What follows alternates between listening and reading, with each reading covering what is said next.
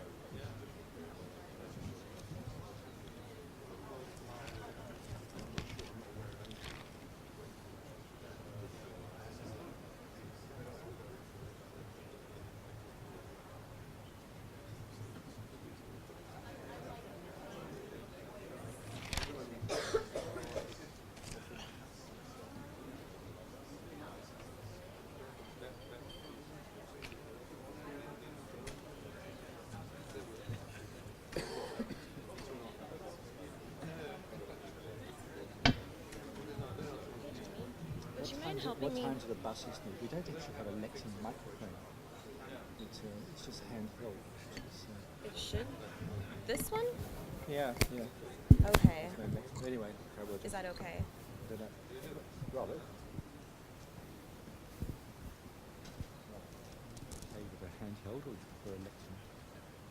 Is there any other option? I don't think so. Because you don't have this pin. So I have to speak like this. Okay. Would you be able to point out Joe Evans from Gambling Compliance?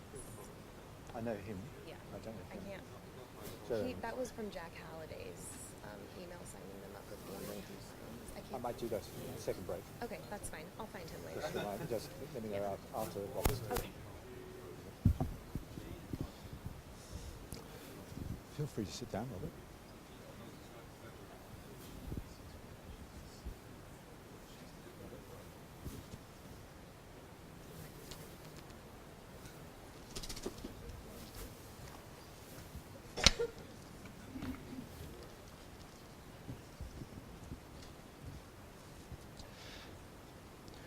Okay. Good morning, everybody. My name is Jamie Nettleton. I'm the president of IMGL, International Masters of Gaming Law, and we're all very pleased to have you come to Prague. And for many of you, it's your first visit to Prague, and that's actually surprised me.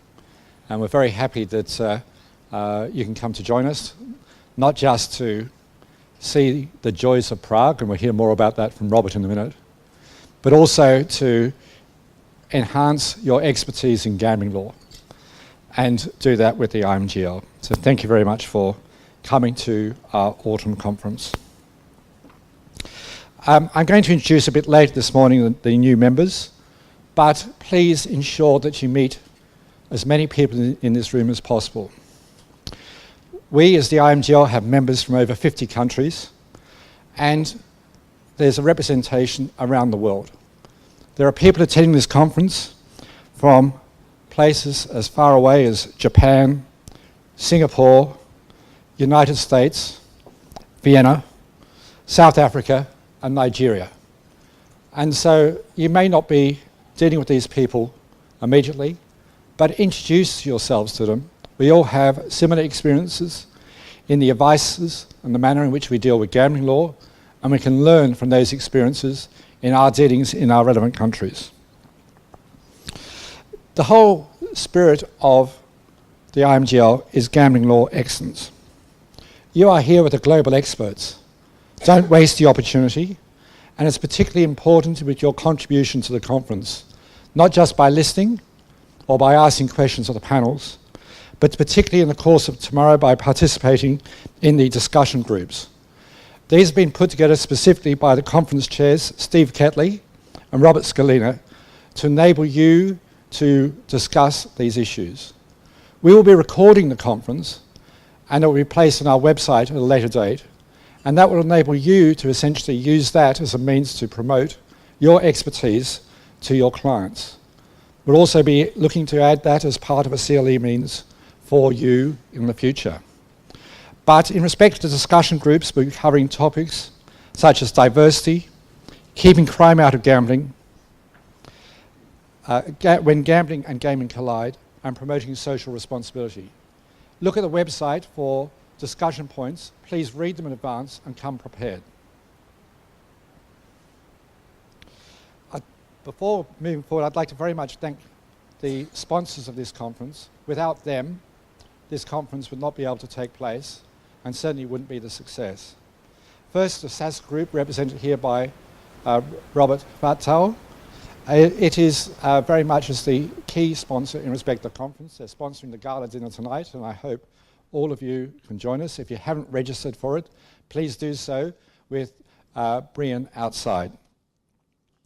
Also for CMS, and many of us were lucky to go to the opening reception last night, sponsored by CMS, and particular thanks to the CMS team of David Zeffman, Helen Rodwell, Ian Batty, Pamela Schaffer, and the rest of their team.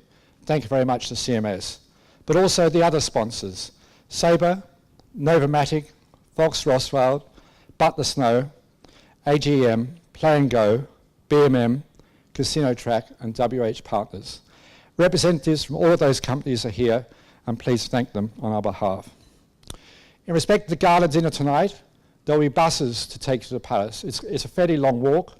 As I mentioned yesterday at the members' meeting, if you attempt to walk, you may not get there because of the number of hostelries on the way. But certainly you can do that on return. Again, that's sponsored by the SASCA Group. Now, before moving forward, we also have a special speaker at lunchtime today. We have the Czech regulator, Karl Blaha, who will be coming along to talk to us. He is the director of the State Oversight of Gambling in the Czech Republic, so please come and join us there. That's enough from me for the moment. With a bit of housekeeping, I'd ask you to ensure that your mobile phones are switched off and be prepared to ask questions. Outside, please ensure that you sign the relevant consent so that we can continue to communicate with you, and we'll be providing to you a form after the conference to provide feedback. So if I could introduce Robert Vattal from SAS Group. Robert is the CEO of SAS Group. He's also leads the operational the operations of Sazka in the Czech Republic. So he's not only in respect of a key management role in respect of the group, he's also hands-on in respect of business. Before being at Sazka Group, he worked in Vienna with Procter & Gamble and with T-Mobile. He's had extensive experience in dealing with issues both within and outside the Czech Republic, and he's going to tell us about the history of the Sazka Group. So please join me in welcoming Robert on behalf of the Sazka Group as our key sponsor. Thank you, Robert. Thank you. Yeah, very good morning, everybody. Welcome to Prague, obviously. We are very, very pleased to be the key sponsor. We love to be the sponsor of the gala dinner. We like gala dinners. And on top of that, we are very pleased that you are here because you are in Prague, which is our hometown, the home of Sazka Group, which is, in my view, one of the most beautiful cities in Europe, in the world. And we are not London, Paris, or Berlin when it comes to the size, but I think here you could see condensed a lot of history, but I hope also a lot of present and a lot of future. We represent the Sazka Group, I hope one of the upcoming companies coming out of this part of Europe, which definitely don't see Czech Republic just as their home market, but would like to become more pan-European, and Sazka Group is a good example, because within the last 5-6 years, we have become one of the largest private lottery groups in Europe. The reason for that is that I think we are private, and we have a clear ambition how to be the early mover in our view, a consolidating lottery sector in Europe. What my job is to give you an introduction of Sazka Group. I hope I will share with you a little bit also about how we view the regulatory challenges that we face in every single jurisdiction, and I tell you where we are in a minute. What sort of challenges we face when it comes to regulation, because this is undoubtedly, and I'm talking to the gaming lawyers, a very regulated business. It has to be, but sometimes, being an operator, a private operator, if you're a state operator, you maybe don't care a bit less, but we care a lot because we put in play our own money and capital, and we have to make sure that we do a reasonably good business. Otherwise, our shareholders would invest in something else. So, in a few words, what Sazka Group is, who we are. Just a second, I need to... Okay. We are a pan-European lottery group. We are present in 6 countries. 100% of the business that we do is regulated, so we don't take any shortcut via Malta or Gibraltar to do business. We basically pay taxes everywhere we operate. We are present in Czech Republic, Greece, Cyprus, Austria, Italy, and Croatia. And pretty much we are the market leader there because it typically starts with the lottery, a lottery incumbent, which means that we hold the long-term licenses in the respective markets. And the reason why we grew relatively quickly, that we have a fairly entrepreneurial owners, very successsul, almost like serial entrepreneurs in its own right. KKCG with Karel Komarek having 75%, and Emma Capital with Jiří Šmejc with 25%. Jiří Šmejc built up one of the largest in consumer finance group called Home Credit in the world. Karel was active in oil and gas, tourism, and now in lotteries. And it resulted to be the group that is in excess of 16 billion euros in wagers, and the consolidated EBITDA would be about 500 million euro. So it is a sizable business already. The reason why we develop relatively quickly is that we, and I say it maybe several times, we believe in 3 pillars of how we want to grow the business. The first one is that we would like to make lottery sector more entertainment type of business rather than just the operator operating the draws every Sunday evening, because how boring it is to see the, a few numbers to be drawn. And it's very challenging, for the young generation to make them engaged in such a business, in such a proposition, if it's not entertaining, if it's not intriguing to try your luck. It's associated, it's loaded with a lot of dreams, but the way how it's presented is very, very boring. So, entertainment business, lottery should be an entertainment business. Second, in a way, we're private. We operate in jurisdictions where we are either fully competitive or competing with others, or partially having a monopoly license and partially it's a competitive market, like in sports betting. So we need to understand that the way how products of gaming evolve and are presented and offered to the customers blur, especially in internet. Maybe in the retail it's very clear, you have a tobacco store and you buy the lottery slip, and then you go to a specialized store and you bet on a result of a sport, and then you go to the arcade and you sort of play the VLTs or casino. But in internet, under one roof, everything is blurred. This is, by the way, also a challenge for the regulators to figure out what type of games they regulate in what type of fashion. And the big danger is that they put everything into one basket, which is a tragedy for lotteries. And one size fits all type of regulation comes in.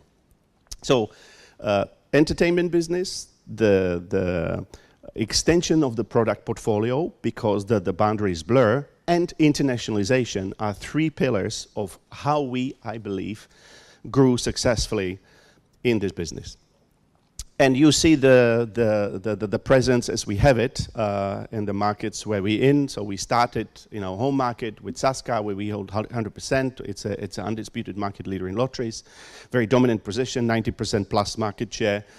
Then it was Greece, where we sort of participated in one of the largest up-to-date privatizations of the Greek government by acquiring a controlling stake of PAP, which is, in a way, a very good company, one of the very good companies in Greece, but it's part of entrepreneurship. We bought it in the time that everybody was not even willing to touch Greece because of the macro. Everybody was saying, oh my God, Greece, default, we cannot invest in Greece. But we did, and we made it a win-win proposition for us as the shareholders. The share price was 6 when we bought it. Now the share price is 10 in Athens Stock Exchange. And the state is benefiting more by collecting more lottery tax than what it was when the state was a shareholder. State does not have to be a shareholder to profit or benefit from a well-run lottery company.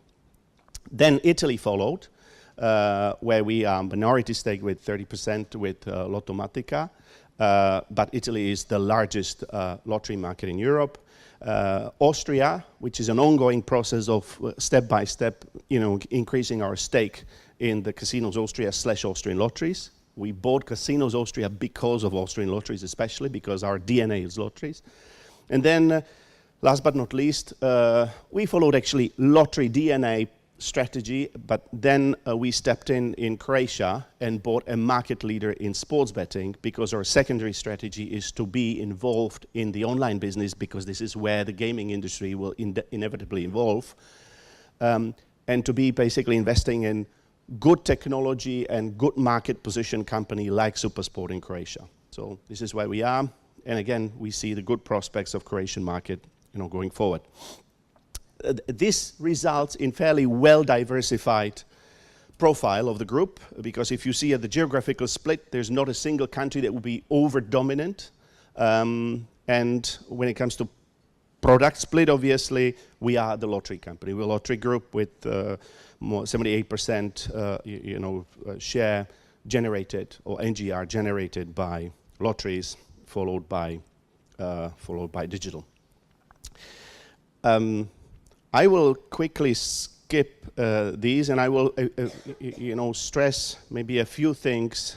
We are obviously dominant where we are because of the lottery, because of the lottery license we hold. Lotteries are big a business, and we are typically a iconic brand, very much known for the consumer in respective market everywhere we operate.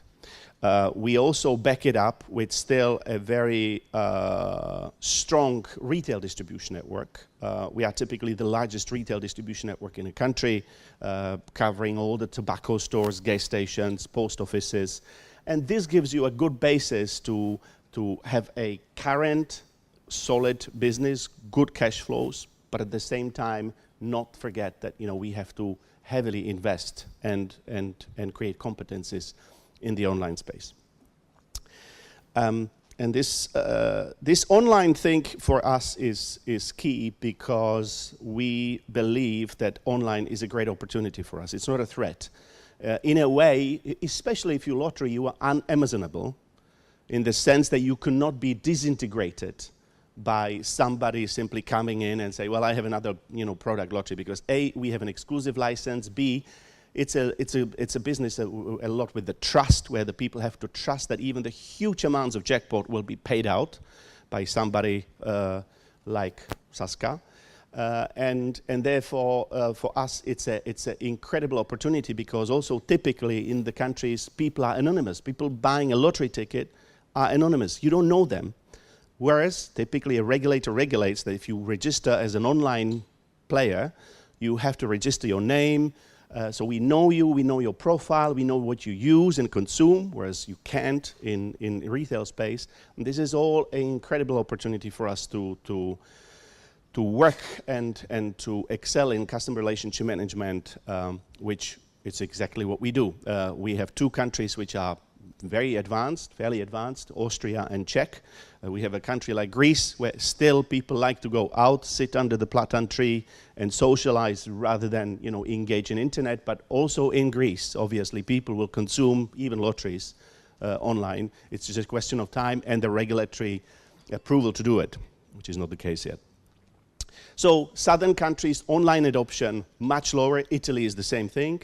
But the northern countries, where the Czech and Austria are part of, have already a quite vibrant online presence.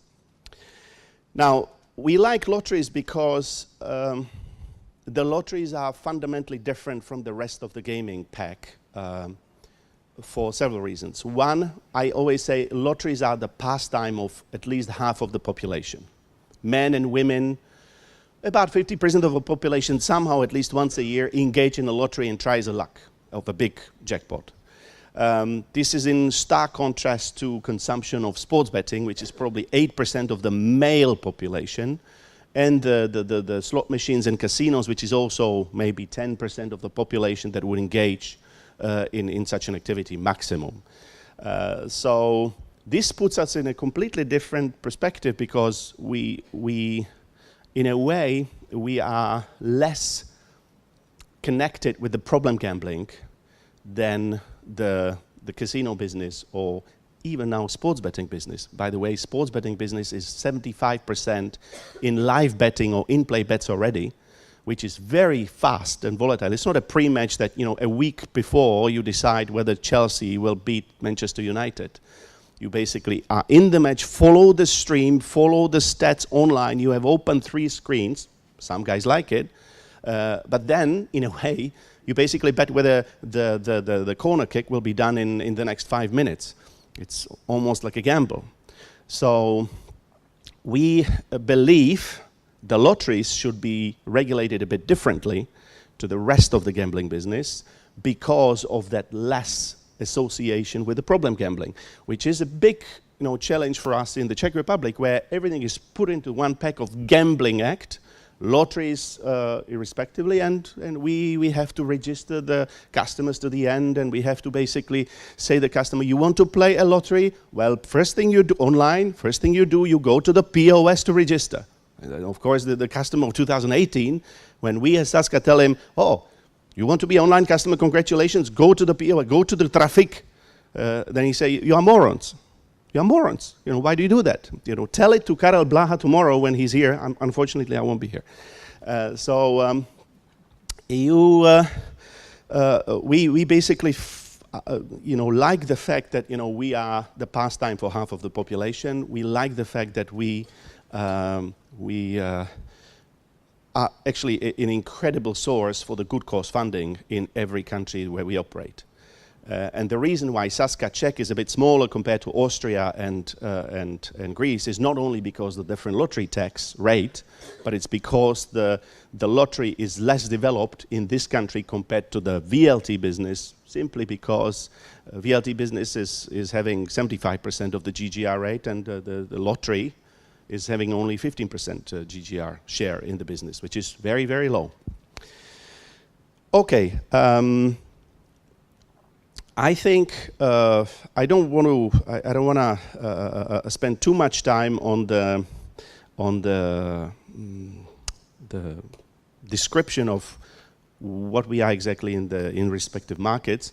I just mention a few more examples of what we believe are the challenges in the regulatory space. You, the gaming lawyers, you help the clients with the gaming law / regulatory law issues, I suppose. And one of the things which we found interesting, and I criticize the Czech regulator for a minute, but I will also praise him straight away by saying that we finally have a law which is pretty much saying this market could be open up for competition. You have to be eligible, obviously. You have to pay taxes in this country, very important. And you have to get a license, and then the better ones, the ones who have a more customer insight, will win. And that's including the lotteries, which typically, of course, are inclined more to a monopolistic position, simply because to generate a jackpot in a country of the size of the Czech Republic by 5 parallel lotteries would be very difficult, but we have a few lotteries in place. Sazka happens to be the most dominant and the biggest lottery.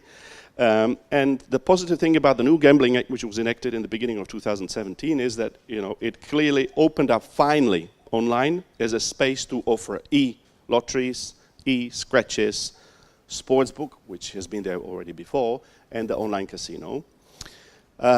Result also was that there was quite a few international players that could enter the market, but because of this relatively tough regulation decided not to, but for a already transparent reason. So they basically stopped offering things. There were some interesting cases of parasite lotteries or synthetic lotteries or secondary lotteries, like Lottoland, for example. Maybe some of you heard of Lottoland, which is interesting.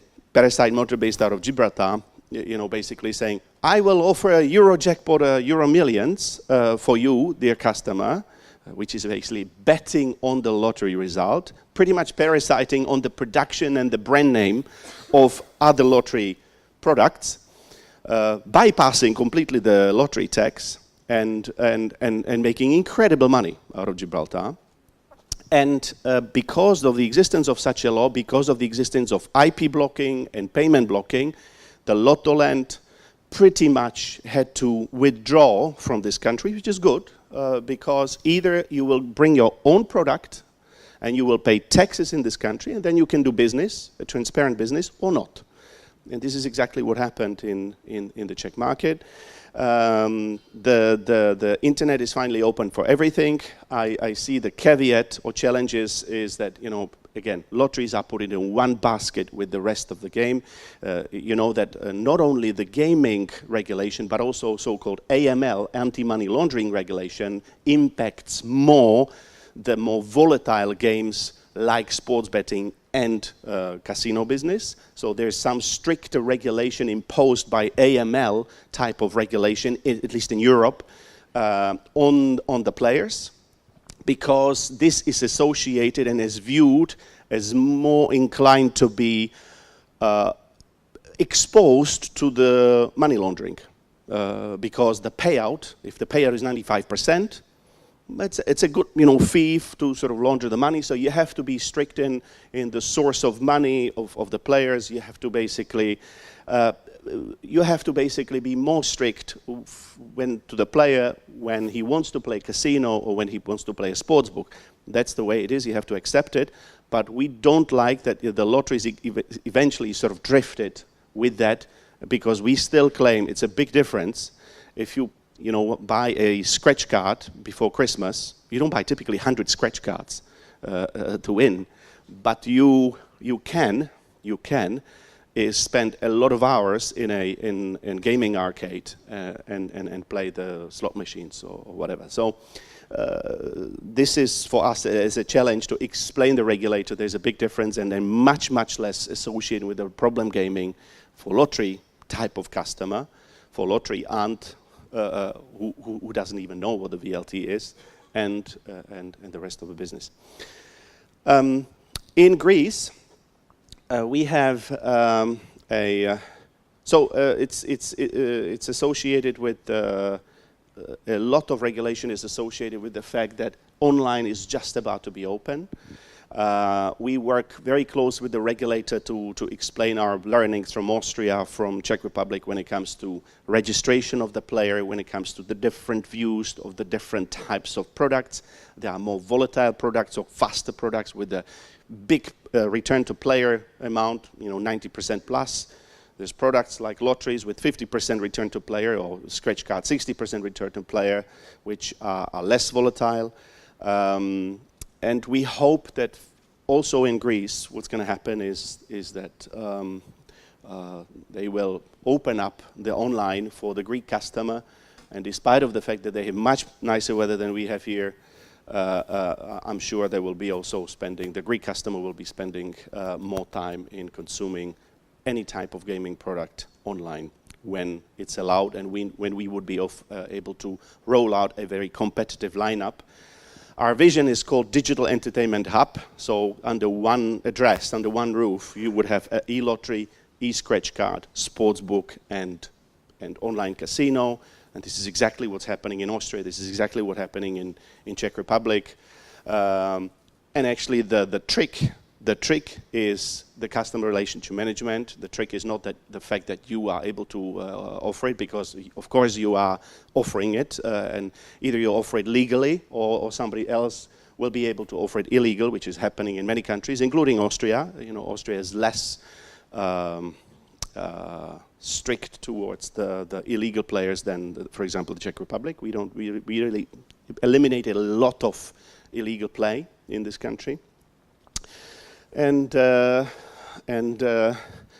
I basically conclude by sort of recapping of why we enjoy to be in this business and why we believe that Sazka Group is well positioned to sponsor other gala dinners in the future, hopefully with you guys, by saying that we believe that we are having collected a good enough experience in making the lottery business, especially lottery business, a more entertainment business. Just one example, we are part of Eurojackpot, which is a pan-European scheme of lotteries, and it's drawn on Friday. I don't know whether in your country, but I'm sure in many countries, there's a Friday 13th superstition. Friday 13th means bad luck. And instead of focusing on communicating over and over again just the number on the jackpot, we said the way how people would probably more happily consume a lottery if they were proposed that this day is exactly the day where you have to try your luck. Maybe because a bad day, Friday 13th. So everybody else from Eurojackpot is Friday 13th. We focused a lot on it. We promoted Friday 13th. And our share, and Friday 13 is the same for every member, our share doubled. So the way how we grow is to present it in an entertainment fashion to the audience. So entertainment company, extension of the product line, where the boundaries blur, the boundary between e-scratch and slot machine, the boundary between the sports betting product, in-play, it's more difficult, and therefore we want to embrace as broad portfolio as possible, and internationalization, I explained to you where we are the way forward for Sazka Group.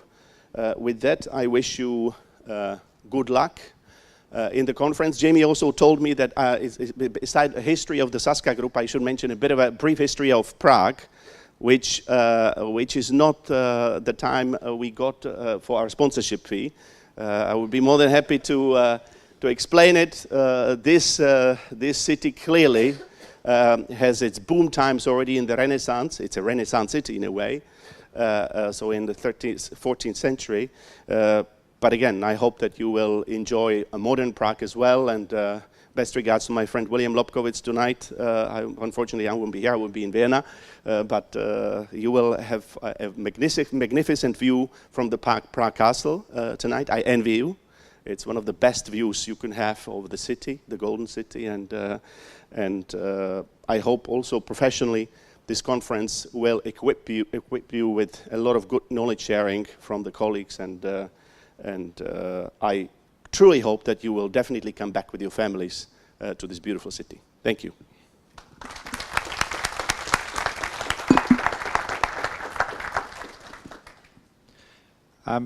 Thank you, Robert, for the presentation. I think, as you can hear, Robert's about to go to Vienna. This is his, I think, 4th city this week, so we're very lucky to have had him today. So thank you very much, Robert, for giving the presentation on behalf of the SAS Group, telling us the history. And I think the perception which many of us might have had of the Czech Republic and Prague before we came here is actually perhaps changed a bit as a result of how the SAS Group achieved. I know Robert's slides referred to being founded in '56, but the renaissance of Sazka Group has really been since the ownership in the last decade.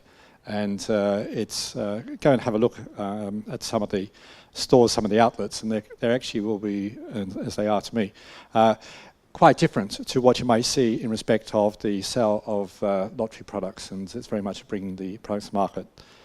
So please, thank you, join me in thanking Robert again for the presentation, and we're very pleased to have had Sazka Group as the key sponsor. Thank you, Robert.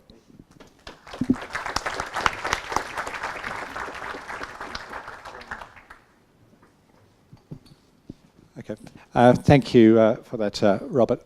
Olga, if you'd like to come up with the next panel, please. And for the people up the back, there are many seats up the front if you want to get a bit closer to the podium. So feel free to come forward while we're changing panels. Yeah.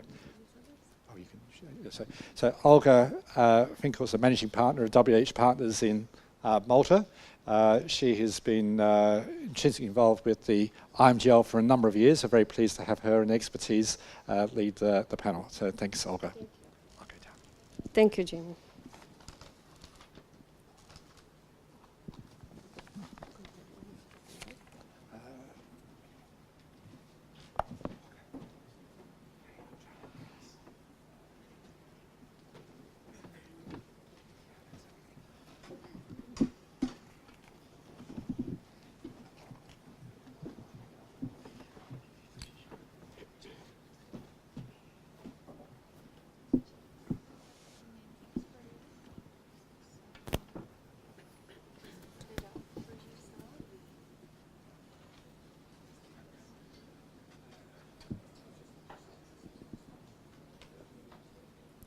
Good morning, ladies and gentlemen, and welcome to the very first panel discussion of this conference today.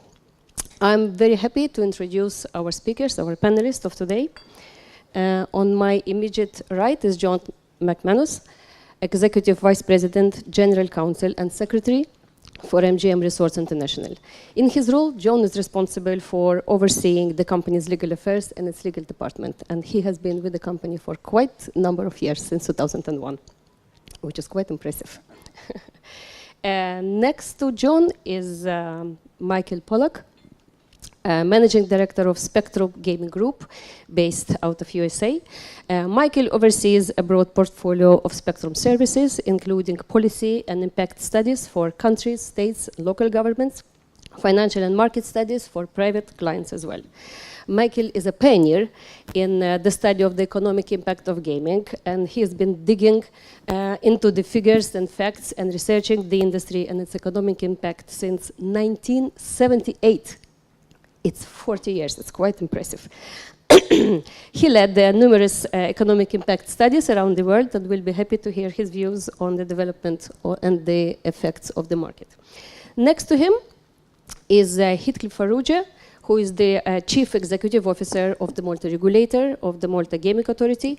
He is certainly not a newcomer to the regulator. He joined the MGA back in 2014. And prior to being appointed as CEO, he served as a Chief Operations Officer and Chief Regulatory Officer. And he is also a member of GREF. Last but not least, Hitoshi Ishihara, partner in Anderson Mori and Tomitsune, Japan. He has a focus and extensive knowledge concerning the Japanese casinos and gaming laws regulating them, including Japanese Integrated Resort Act, and provides related services to various industry stakeholders, such as casino operators, equipment manufacturing, and state agencies. So it's great to have you all on the panel today. It's tempting to jump straight to the future trends and to development of this industry and its impact going forward. But I think it's worth stopping for a second and seeing what the situation and the state of affairs in the economic impact of the industry on the countries and jurisdictions from where they operate today and to date. The gambling industry is a large market. There is no doubt about it. Overall, the industry gross gaming yields is predicted to reach almost $500 billion by 2019. Online gaming offering as a segment of the global business is still a relatively small part of it, but it's the fastest growing segment of the industry. Of course, trends vary from region to region, depending on the regulatory setup and the attitude towards the business. But generally, cumulative growth of the business has been quite sustained, and the industry also showed itself to be quite resilient. So clearly, every industry, every legitimate industry contributes to the economy of the countries where they operate from. And the gambling business is obviously no exception. We can view the economic contribution both in narrow sense and focus on taxation revenues that it generates, on the employment that it generates in the industry, but we can also see a wider effect of the industry, ranging from being the catalyst of infrastructure development, which can be also a negative impact because sometimes it can put a strain on the infrastructure in certain localities, from creating and sustaining the ecosystem, supporting the industry, to possibly negative effect of underscoring shortages of certain skills in the labor market. Michael, you have been involved in the economic impact studies for many years. Can you share with us, please, your views, what has been so far the real economic effect on the industry with different countries, jurisdictions that you worked with over the years in different regions, specifically in terms of direct effect, perhaps more, taxation, employment, but possibly touch also on the wider effect? Certainly, and thank you, Olga, and thank you for that earlier introduction. You certainly made me feel old. I appreciate that. Experience and wise. Exactly. Now, you mentioned the word taxation in terms of economic impacts, and taxation and economic impacts of gaming are inseparable. And fortunately or unfortunately, in many jurisdictions, tax rates and other policies are set for political considerations as opposed to economic considerations. And the tax policy is essentially what is the key factor that's going to determine the type of business model that you're able to have, and consequently the economic impact that you're able to have. And legislators, mostly elected officials who establish those policies, have, I'm not going to say a willful misunderstanding, but largely a misunderstanding of what the economic impacts are. And I would respectfully suggest that I use this anecdote, and I've used this many, many times, and I apologize if you've heard this one before, but the state of Maryland in the U.S., where MGM, among others, now has property and is very successful, when they first determined that they were going to enter the gaming business, set up 5 potential licenses, and they had a grand total of 4 applicants for 5 potential licenses. And I testified before a legislative committee there, and the chairman of that committee asked me, he goes, what can we do to generate more interest in our licenses? And I said, the first thing I would do is lower the tax rate, which was at that time on VLTs only about 67%. Silence in the room, and he scratched his head and said, what's the second thing you do? So consequently, there's a very real correlation between a lower tax rate, we have a very effective tax rate that allows for capital investment and economic benefits, including employment, including tourism growth, including capital investment and so forth.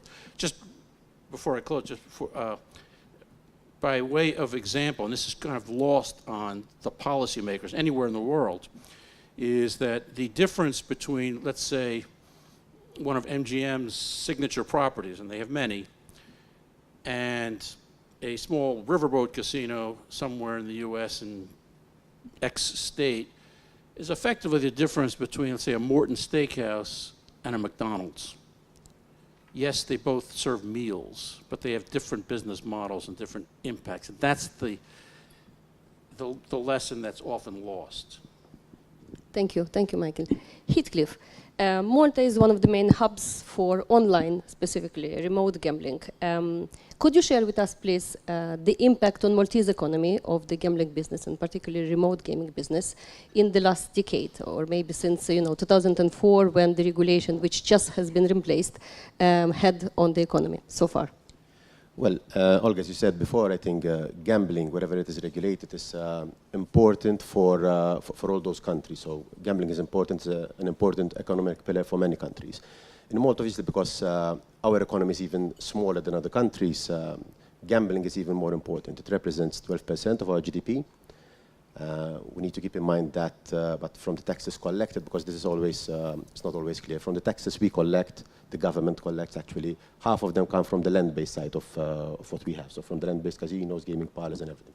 The rest comes from the online. In terms of the impact it has on our economy, it is the 3rd largest economy in Malta. So there's tourism first, financial services, and then there is gaming. And it is obviously a very important employer because it represents 5% when you look at the direct and indirect employees. You have 5% of the population. So 1 every 20 employees is in some form or shape connected to gaming. So it is a very important pillar for our economy, definitely. Thank you, Heathcliff. John, you're involved in one of the largest land-based operations. How do you see the impact of MGM casinos and resorts on the economies from where you operate? And how do you see it differs from potential impact soon to come, which we'll discuss a little bit later, of online operations? Thank you.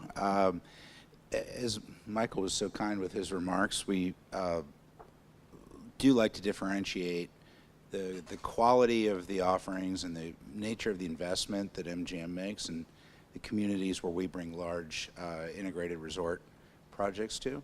And really the impact on the economy, when you look at you take our most recent property that opened is in Springfield, Massachusetts, which is a community that had a vibrant manufacturing history at the early 1900s, and since then has really been on decline in terms of jobs, the economy, and everything. And we came in there and we invested $1 billion and created a couple of thousand to 3,000 permanent jobs. And you might say that, well, that in and of itself is a major impact on the economy, and it is. In a way, that's really the tip of the iceberg when you look at a major investment and permanent presence in a community. Not only are we creating thousands of construction jobs for a period of time, there's a whole network of service providers that support our casino operations, our hospitality operations, and those also provide terrific job opportunities, stimulus for the local economy. One of the things in Massachusetts in particular that when I first heard about it, I was a little taken aback and surprised was you had to go through this process where you had to essentially pay local communities for the impacts you would have on many things, from traffic to potentially taking business away from local businesses such as restaurants and entertainment. And it was really just almost an offensive concept. And I was thinking, well, they should be paying us for the stimulus we'll create in the region. And I truly believe when you bring that scale of a business with high quality jobs where people then spend their money within these local communities, it's really a rising tide type of scenario where we're elevating the entire economy and everyone's benefiting. And that's not even to mention the tax revenue, which is critical for every community that welcomes gaming. So I think it's really the presence, the creation of jobs, the creation of meaningful tourism that benefits the whole region. I think that's the single largest impact and what differentiates large-scale land-based casino projects from other forms of gaming, which also have their benefits as well. And Michael mentioned riverboats. We also have more slot house type oriented developments. And then there's online, which is in the U.S. is not a thriving business because of the various laws that we have, but it's, I think, what we see as the future. And I think clearly it's a little bit different because you don't necessarily create the jobs in the communities that are using your products, but you are creating jobs, you are generating tax revenue. And I think our vision for when laws are liberalized in the U.S., maybe particularly with sports betting, is to create a complementary approach where we're driving people who want to consume online gaming products from our customer base, letting them do it on something that is branded with our brands. And then similarly, when somebody signs up to be an online customer of ours, we're finding a way to drive them to our casinos, whether it's in the region they live or elsewhere. And hopefully that creates a successful economic effect in the communities and jurisdictions where we operate. Thanks. We can disagree on many things about gambling, but it looks like we all agree that at least taxation is a positive contribution of this industry to the economy.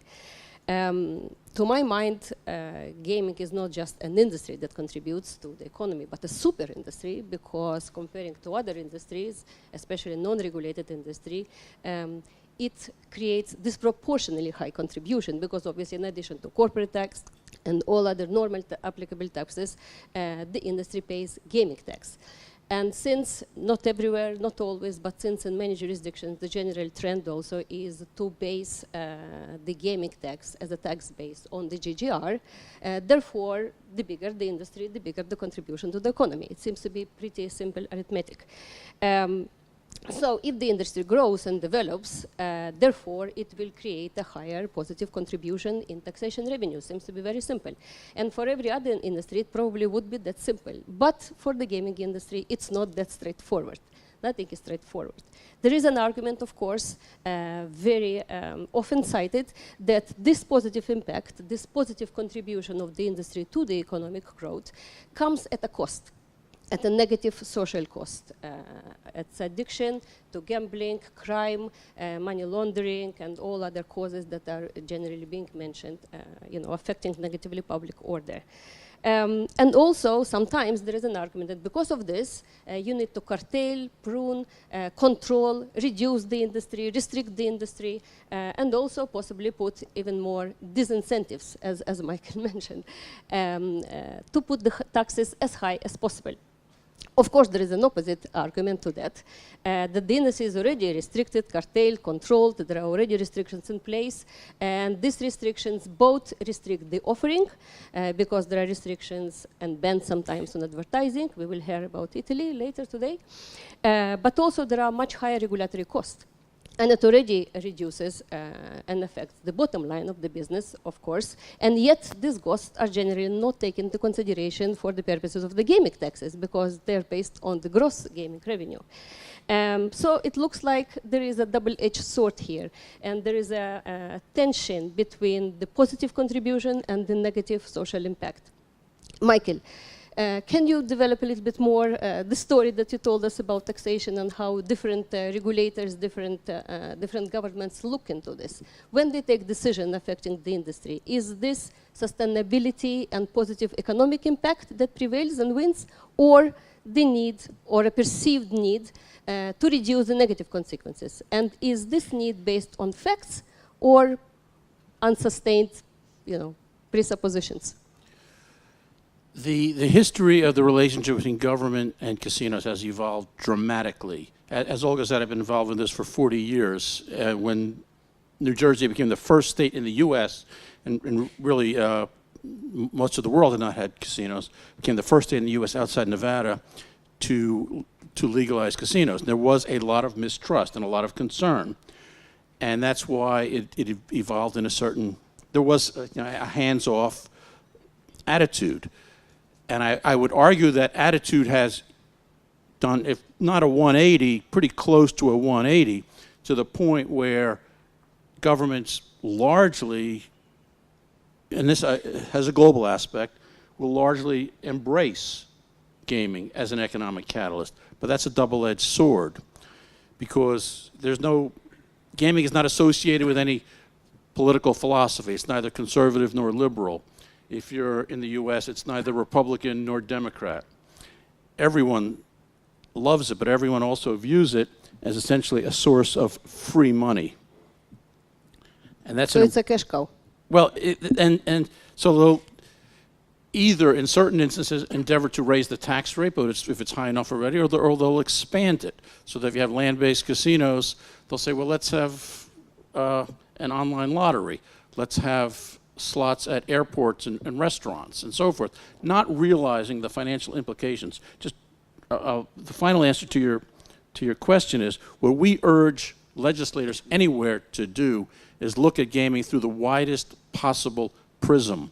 Do not simply look at the gaming tax rate, multiply that by the expected revenues, and that's the impact. Look at it through the widest possible prism. Look at it through employment taxes, taxes on food and beverage, sales tax, hotel and tourism related taxes. We've said this around the world. And that's something that it's an important message. It doesn't always get through, but it's an important message. John, from your point of view, what are the practical ways? What do you do in order to address and manage industry reputational issues? How do you manage these issues, and how you portray the industry to the public, to different stakeholders, to the government, and so on?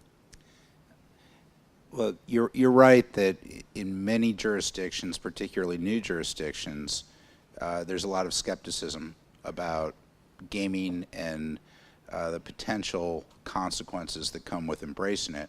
And I would agree with Michael that New Jersey, for instance, started off very prescriptive and untrusting of the industry, and over the past few decades in particular has really evolved to recognizing it as a established industry that does a lot of good. Now, I think when you go into a new place, you have to deal with a lot of the connotations that come along with gaming, such as ties to organized crime, problem gaming, all of those things. And you have to have a clear message on how you address these things. And our company and many other companies are now at the point where we have corporate social responsibility programs that embrace things like diversity, clean energy, responsible gaming programs, all of these types of things. And we, just like any other advertising campaign, you have to package it and explain it to people.